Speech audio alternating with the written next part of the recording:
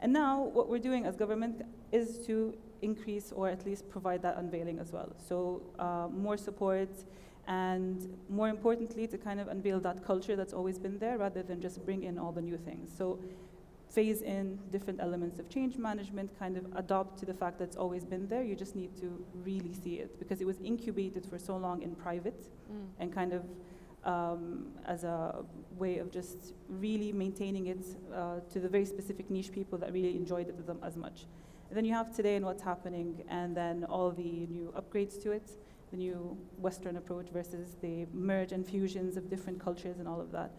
So I think that's where it starts. And then also we kind of want to make sure that we start at the base. So considering that there are a lot of new sectors today, music, fashion, visual arts, they've been there, but they were always just at a very kind of low level exposure. And then we try to make sure to have at least that infrastructure. So what do you need? As artists, you need galleries. As chefs, you need kitchens. As musicians, you need venues. So the first thing we kind of try to do is establish more venues, provide that accessibility, give more support to the private sector, and then let it start building itself within that framework and guideline. So then it kind of pushes itself into the right place, as opposed to us being super heavily involved and kind of nitpicking. Then you have to start at some point with that degree of guidance to make sure things go smoothly and doesn't have a very big fire back to it. All right, good afternoon, everyone. My name is Rebecca Ann Proctor, and I'm an American journalist. I've been based in Dubai for, it's hard to believe, 15 years, where I was, I'm the former editor-in-chief of Harper's Bazaar Arts and Harper's Bazaar Interiors, and I've been covering current affairs and the art and culture scene for 15 years. And it's been really fascinating to see the Middle East change during this time. Over the last 4 years, I've been coming to Saudi. My first trip was in 2015, and it's been really incredible to see the change and to meet a lot of creatives. And it's really a pleasure to be moderating this panel and to getting to know the electronic music scene a bit more in Saudi. And as you can see, the title of this panel is The Future of Saudi Nightlife and Its Global Party Ambitions. And I'm just gonna go very quickly into an introduction to each of our incredible panelists before we kick off our conversation. So first, to my left, we have Ala Alawaini, who's Saudi, and she's a music entrepreneur and talent consultant who's been working closely with rising stars in the underground Saudi music scene for a very long time. And then Tamer Antabi, who's also from Saudi Arabia, and he's the co-founder and resident DJ of Noctuary, which is, I'm sure many of you will know, the visionary event series that's been focusing on the underground music scene here for, you can tell me when you started, but for close to a decade, if not longer. Well, we started our events in Dubai in 2018, then we transitioned to Saudi beginning of 2022, so roughly. So, again, quite a few years. Khaloud Turkistani, and Khaloud is a representative. She works at the Ministry of Culture of Saudi Arabia as a licensing and advisory director, supporting the growth and development of the 16 subsectors, culture, music, fashion. There's a lot going on here in the kingdom, all of it, which must be amazing, a real cross-disciplinary aspect. Kind of have things that shift left and right, but yeah. And then Baloo, the incredible Middle East creative chief and DJ, and also from Saudi, who I've been able to speak with over the last few days about the growth of the scene and what's happening in Middle East, which I'm sure he'll tell you about more.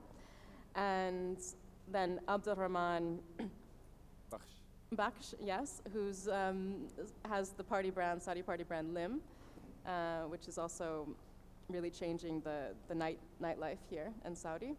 And lastly, Omar Fayed, who's based in Dubai. He's an Egyptian DJ and also producer and the resident DJ of Analog Room. And he comes frequently to Saudi over the last few years to work with artists and DJ and produce, etc. Yeah. So the first thing I'd like to address is, I think through music, and I've been focusing a lot on contemporary art, but there's such a crossover in all the sectors, is since Saudi Vision 2030 was launched in 2016, this country has really transformed in all aspects. And I'd like to first have Baloo answer this question. And how has it specifically affected, I think, the music scene, the electronic music, and this aspect of change? how has the country basically sort of opened up to the world, but specifically through creative means? And obviously here we're speaking about electronic music and performance, obviously. So. Well, I feel like it's more of an unveiling than a change, because we are being ourselves in public and in these party settings, and you know, it's basically just seeing what is called change happen so rapidly. The reason it's so rapid is because it's just always been there. It's been the way we are, but behind the fence or the veil, or you know, yeah. I love, because I am a writer, and I love this idea, this use of the word unveiling, because it talks about something I think abroad maybe people don't necessarily would expect, that there was already this very vibrant music scene in Saudi. And on that aspect, I'd love maybe if Tamer can talk a little bit about Nocturne and the underground music scene that was here, that's kind of, you know, been a base for what we're seeing today. Sure. So, I mean, before 2019, most of the, let's say, events or parties would take place in people's homes. So, you just invite a group of friends and you'd have a party, which was also a lot of fun, but it was always confined to people's homes. Since Middle Beast happened in 2019 and the second edition in 2021, there's been a radical transformation. There's been a lot of private events that came to fruition. And I think what makes parties in Saudi very unique stems from the fact that Saudi society in the past was at least conservative and very private.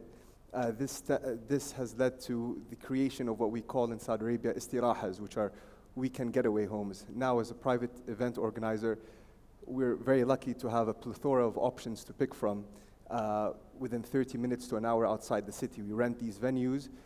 We can create it to fit our brand identity, completely transform the place, host events that last 12 hours or more, and really give it a unique aspect. We started hosting events in Dubai in 2018, and everything there was very confined. There was very little freedom, little originality. We had to be, you had to find a venue that was attached to a hotel.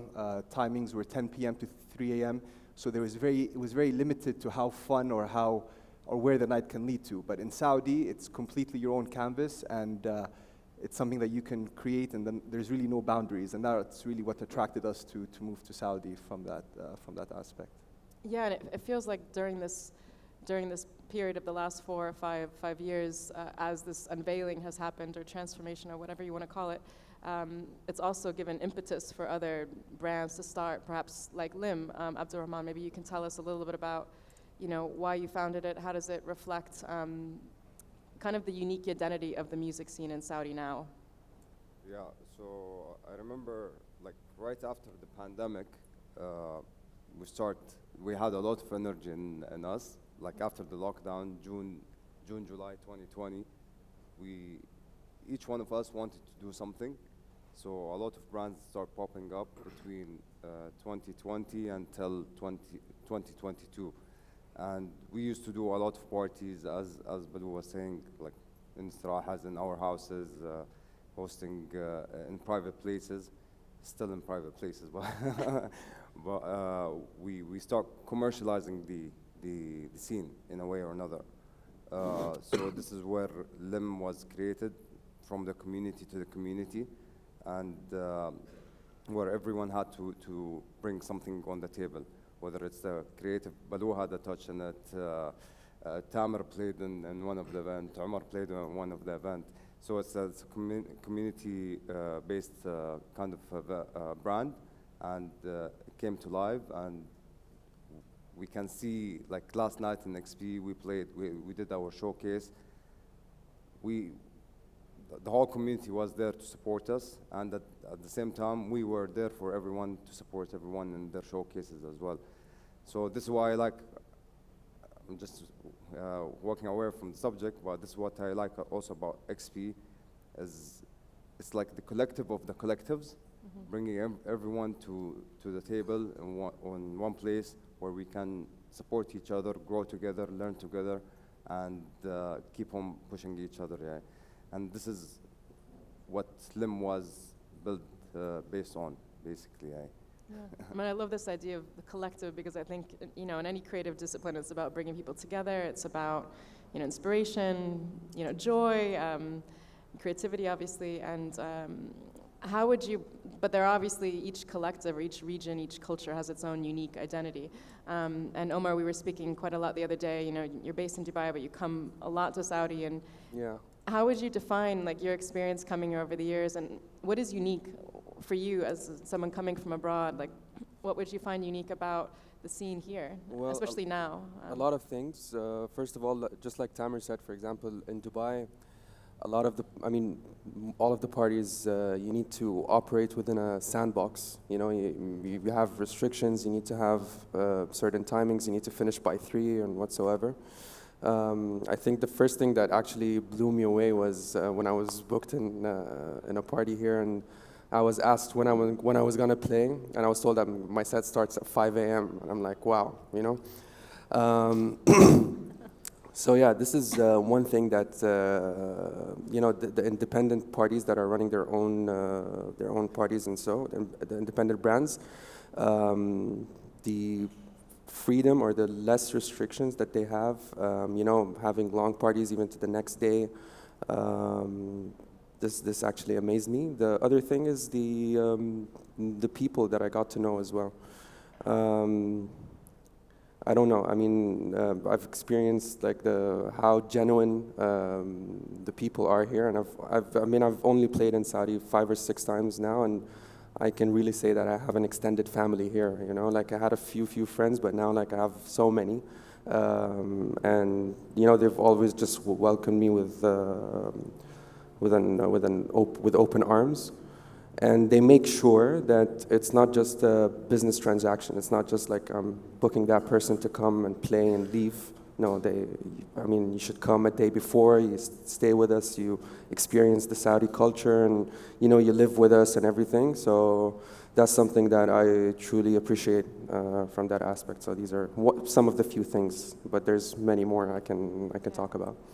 Anna, I think what's fascinating right now is, you know, this aspect in the scene that between public and private, what's happening, and there's a lot of obviously the Saudi state is spending a lot on culture and financing this incredible unveiling, to use Balu's term, which is really quite inspirational because it's changed the whole aspect of the creative economy. It's pushing a new economy. Khulud, tell us a bit about what kind of how you see this, and perhaps from a government perspective, and how you're specifically working with the Music Commission. Very closely, actually. So maybe leaving the Music Commission specifically as a sector on the side, but in building off of what Balu said initially about the unveiling. So we've always had this culture of nightlife, so to speak. So if not specifically for what music is identified today with DJing and all the festivals and the parties, it's always been there in terms of what we do in istirahat, or like those spaces that we kind of have that cater to different kinds of parties. So you have, and unfortunately I don't know the English term for this, اللي هي الجلسات, حفلات الدق. So all things that use traditional forms of music. So oud, percussion, and these kinds of things. So they did have those parties, more or less, those gatherings to kind of host those kind of music events. And now what we're doing as government is to increase or at least provide that unveiling as well. So more support, and more importantly, to kind of unveil that culture that's always been there rather than just bring in all the new things. So phase in different elements of change management, kind of adopt to the fact that it's always been there. You just need to really see it because it was incubated for so long in private and kind of as a way of just really maintaining it to the very specific niche people that really enjoyed it as much. And then you have today and what's happening, and then all the new upgrades to it, the new Western approach versus the merge and fusions of different cultures and all of that. So I think that's where it starts. And then also we kind of want to make sure that we start at the base. So considering that there are a lot of new sectors today, music, fashion, visual arts, they've been there, but they were always just at a very kind of low level exposure. And then we try to make sure to have at least that infrastructure. So what do you need? As artists, you need galleries. As chefs, you need kitchens. As musicians, you need venues. So the first thing we kind of try to do is establish more venues, provide that accessibility, give more support to the private sector, and then let it start building itself within that framework and guideline.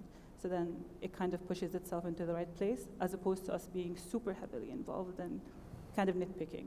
Then you have to start at some point with that degree of guidance to make sure things go smoothly and doesn't have a very big fire back to it.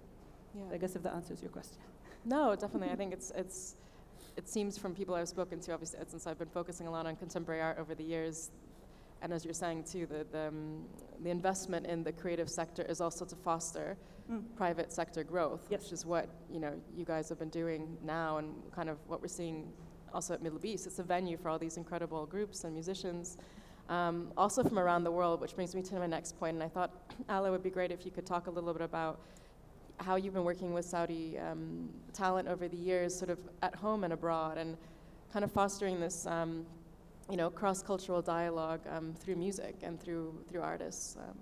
Actually, since we don't have clubs, I think we have a very strong rave culture that helped artists and people come together and connect and help each other and support each other. This is why I think this is what differentiates us between, I would say, in the region where it's well-established business, like Cairo or Bahrain or Dubai. It's all like club culture, but here is more of I would say, rave culture. Rave culture. Yeah. So is that what we're going to see at Soundstorm this year? Of course, yeah. And specifically this idea, and I'm going to just sort of throw this out to all of you, but look, this idea of cross-cultural dialogue, I think global party and ambitions, because obviously there's this push to develop the scene at home, which is what's happening, particularly when an event like XP and Soundstorm. But how does this bring new creatives and musicians and people from abroad and also push people? It's a new business, and we have a lot of I would say people from around the world coming here to teach us how to do things, and I think this is one of the really good opportunities for us to learn from them. We look up to them. They've been doing it for a while, so I think this is also a part of the diversity that's coming into our region. And I'm loving it. I'm really enjoying it. Yeah, I think I heard also that we're the most diverse conference in the region for so far, of the amount of people coming from all around the world. Wow. So yeah, it's very impressive. That's great news. And I can add to that. I mean, also as a private event organizer in Saudi, there are two main things that we typically focus on. We focus on successful event execution and ensuring that the artists that we bring have the best time possible. And as long as we can achieve both of these things, the artist will go back to Europe, he will tell his agent how much of a good time he had, agents will speak to agents, artists will speak to artists, they will start following your brand, they'll see videos of the events, and that will already change their perception. They're like, oh, Saudi is not as conservative as I thought. They would be more inclined to come. More artists come, then you can start exchanging with these brands. They come here, you go there, and that in itself creates the change and creates already a cross-cultural dialogue between Saudi brands and international brands. yeah, definitely. And what are some of the challenges? Obviously, there's the even me, and I'm not obviously Saudi, and I've been coming here for several years, and I am very impressed. And I'll admit, sometimes I'm a bit overwhelmed by the speed of things here. I mean, there's so much happening the same time at a speed I haven't seen anywhere else in the world, anywhere else in the Gulf, not even Dubai. So I don't know if you have any thoughts on that, or what some of the challenges are as there's this real push to kind of build on the already existing music scene and make it global here. Well, I think obviously one of the challenges is now, I mean, the scene is quite attractive and enjoyable because it's very underground, right? It's like Chicago in the early 90s, Detroit, when electronic music scene was sort of taboo and everything was illegal. So adding regulation to the underground music scene for it to be, let's say, more safe or more secure, that's obviously going to remove some attractiveness from it. But at the same time, the government bodies and the local private event organizers will need to work closely to establish regulations that are somewhat flexible in order to promote more to promote safety and at the same time ensure that there's a bit of flexibility. And we've already done that with one workshop between the private organizers and government entities, and more of these need to take place to sort of cultivate that and take that discussion forward. I think also there's part of it that's learning about ourselves, learning what we like, and we don't have this data. We're literally gathering as we go. It's all organic. So one of the challenges is we are discovering ourselves in a way, and with that there's a lot of growing pains, because you're talking about a scene that operated in secret, behind closed doors for all this time. Mm-hmm. There are certain attributes to that scene that they kind of need to go away for it to move on to becoming a public scene. And there's a bit of resistance there. There's a bit of more learning to do. So it is very unique, our context. Yeah, I think to this, I think pushing boundaries and social norms is really important, and it's really challenging. If you're in the business and you need your parents' validation for it, you're not gonna get it, not anytime soon. Mm-hmm. So it's just, it's really, I think it's the toughest challenge to just push boundaries and social norms and keep doing what you love to do. But it's Yeah. also a chance for us to design it the way we want, Yeah. to customize it to our palette, and to plug that culture and context into everything that we do. And you see it actually coming to life with our events. Yeah, I mean, I've found over the years, there's, every country and every place on earth has its own unique identity, but I don't necessarily know how to articulate myself. I don't know if maybe one of you has an idea, but there's a specific kind of edgy, really fascinating quality, emergence of cultures that's happening in Saudi that characterizes, I think, the music, the art, everything, this mix of, tradition, contemporary culture, but also a bit of, resistance too, of it's been closed, but I'm gonna make sure that I continue my passion and I'm gonna move forward with my life. I was speaking with a female DJ yesterday, and she was very open about, how she just decided she loves this so much, and she comes from a conservative background, but she just decided, I'm gonna go and I'm gonna become a DJ, and now her parents are fine with it, but it was a real, it was Good a real for push. her. Yes. But this can also happen. I think people, I'm saying this as an American, and I come from an artistic family, but I think working in a creative field, of course, Saudi has the unique context of what it's gone through over the last few decades. But I think deciding to become an artist and work in the creative field has always been,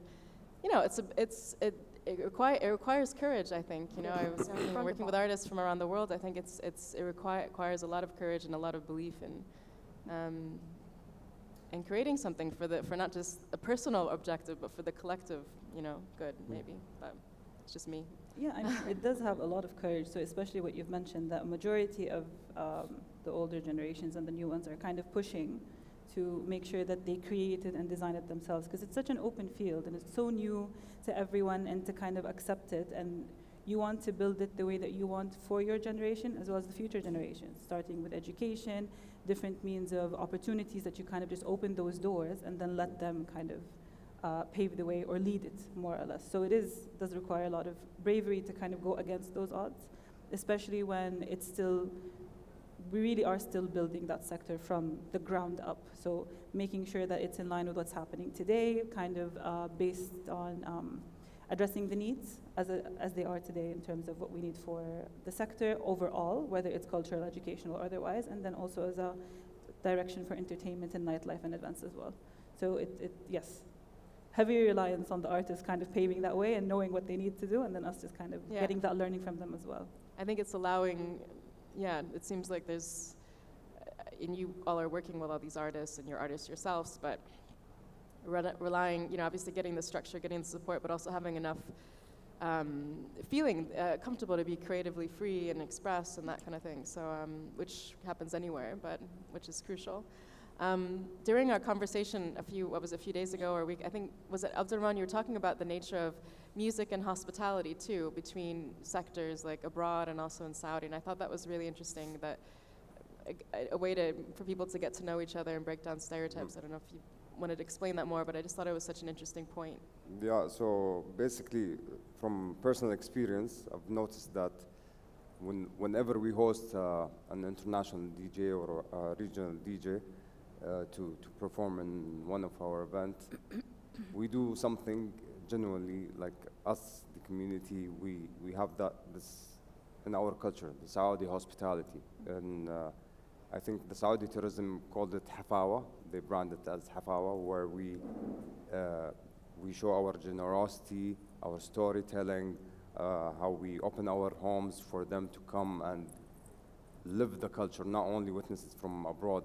They come, they enjoy us, they see how we are easy and we're willing to connect with them. Really sleep in our houses as well. We host them and they eat our food. We share everything with them. And we build that personal relationship with them. So whenever they go back home, back to their countries, they are willing to do the same with us. So whenever we go to Romania, Barcelona, or Berlin, they open their houses. They would like to take us around and give us like karma, good karma. You know, you give, you take back. Yeah. And it really opened so many doors in the past at least year where LIM was established, and I witnessed that myself. I'm not sure if Baloo can add to that. No, I think it's just we're very proud of our culture. When people come here, we want people to Enjoy themselves. to feel that hospitality. We want to share what we have and share the flavors that we can, you know, that you've never tried when you come here and you try these fresh flavors. It's sound, it's taste. It's like even the environments we sit in. That's something we really are proud of and we love to share. So, and this is, again, we're hosting a musician, to come and play at our event. For us, it's like, yes, come see. We have all of this and it's waiting for you and everyone's excited to see you. And that doesn't just come from the host, it comes from the audience as well. They're very generous with their gratitude over the music. They really do enjoy what they hear, and they're really enjoying the new sounds and getting exposed to the new sounds. So it goes across the board from the host of the party to the promoter to the audience, and also the other DJs on the lineup. And I think also adding to that, it shows you the power of events, like experiences where it's all personal. It's all about the people, from the people to the people. It's not about someone coming from abroad going to a museum or like seeing things from far away. It's like the events give us the opportunity to express, to be our authentic self as well. The audience, the host, everyone in that place is being them original self. So that also shows the real picture of who we are as well in the events. I'd say that's always felt by the artists. Usually the first thing that they say after they leave when they're here is, the generosity, the hospitality, the friendliness of the people that we felt here was unparalleled. It's something that they really haven't experienced before. And that's something that I think they will continue to see as they continue to come to Saudi. It's not even, it's not even, it's just natural to us. It's just the way we operate. It's so part of our culture. we're not even making the effort there. It's just, that's how we are. Yeah. So, it really comes through. It comes through everywhere in all of the different brands. And it's nice to hear it from the outside perspective, because we also take it for granted. Yeah, we're used to it. We take it for granted about ourselves, and we think, of course we're going to treat people this Yes. way.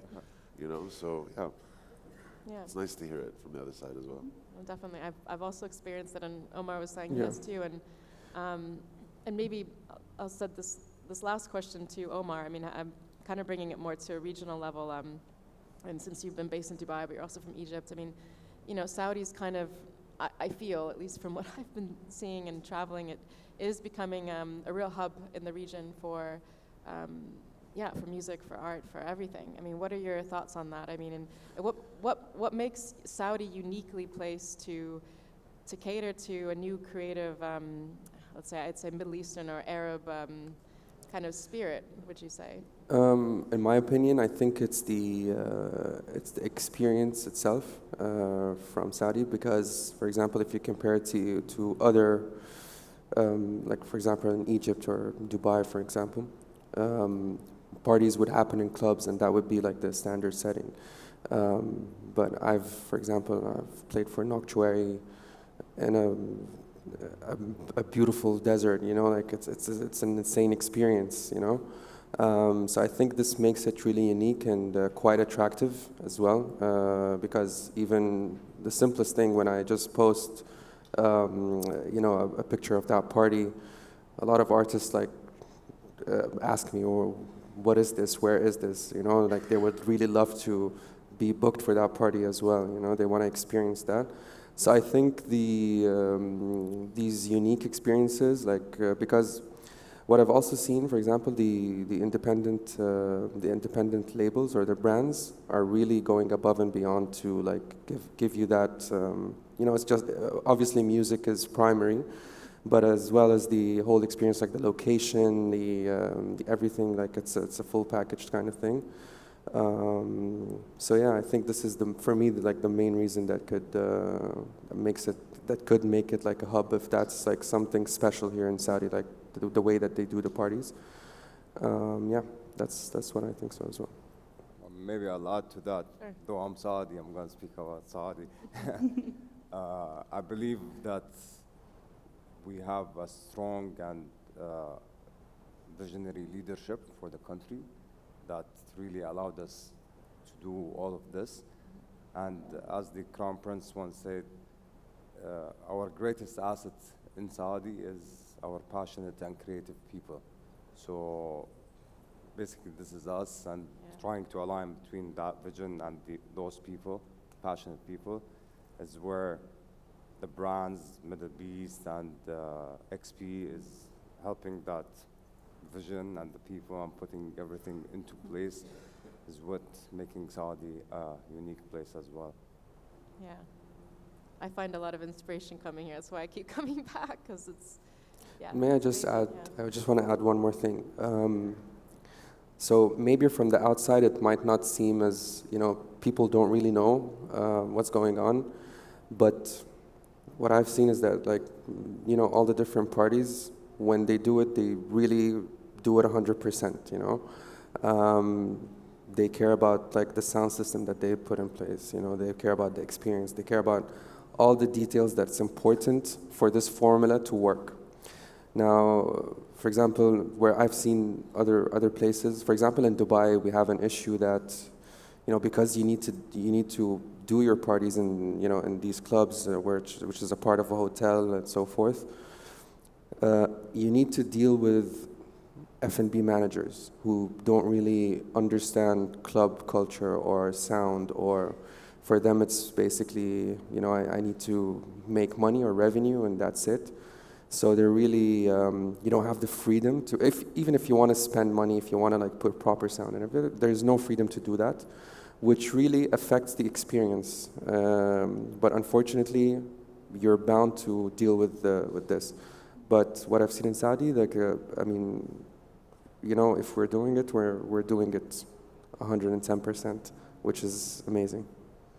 It's also when they don't do the 100%, we know. And we notice. Yeah, we'll say something. I just wanted to add to this that we're actually music snobs. Most of us, at least the people in my community, the party goers, they're all like, the first question they ask, who's on the lineup? They don't really care about like where is it or who's gonna be there. It's like who's in the lineup, and they're like it's all about the music for us.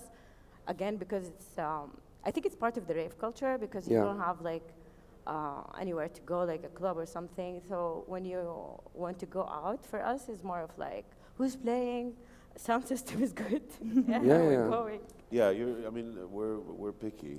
Very, very picky. And we know what we want, and we know what we like, and we are ready to voice what we don't like at any moment. So, you know, that's also part of it. You know, we're very honest with each other about, you know, feedback over, you know, the events, the experience, the music, the lineup.